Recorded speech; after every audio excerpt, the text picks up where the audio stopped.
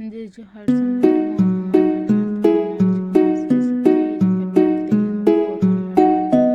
हमार मनात हमार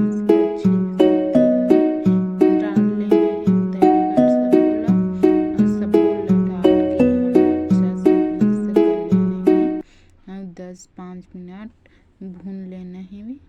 देख सकते हो अच्छा से मिला के पूरा कर भून जाए तक से।